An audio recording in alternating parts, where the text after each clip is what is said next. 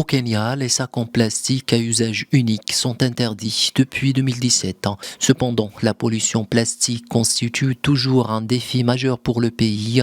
La décharge de Dandora à Nairobi, l'une des plus grandes au monde, demeure un problème environnemental important pour la ville. Pour y faire face, les autorités ont décidé d'intégrer la responsabilité élargie du producteur. Le principe est simple. Depuis 2020, celui qui fabrique, importe ou distribue un produit doit prendre en charge sa fin de vie. Dans cette entreprise spécialisée dans les produits laitiers, la nouvelle législation a eu des retours positifs.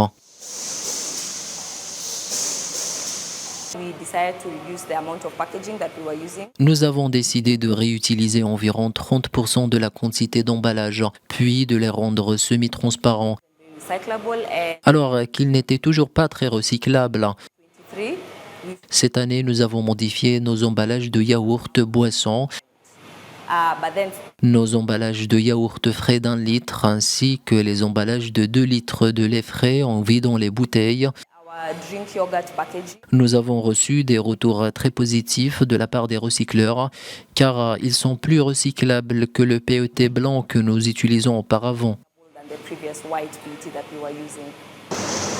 Non loin de cette entité industrielle, l'adoption du principe de responsabilité élargie du producteur a eu un impact significatif sur cette entreprise de recyclage. D'après ses responsables, avec une responsabilité accrue des producteurs, il y a une possibilité à investir dans des technologies de recyclage plus avancées.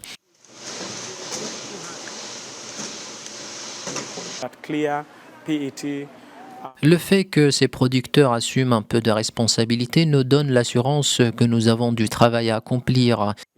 Le PET transparent est un meilleur choix car nous pouvons facilement le recycler entièrement et le remettre sur le marché.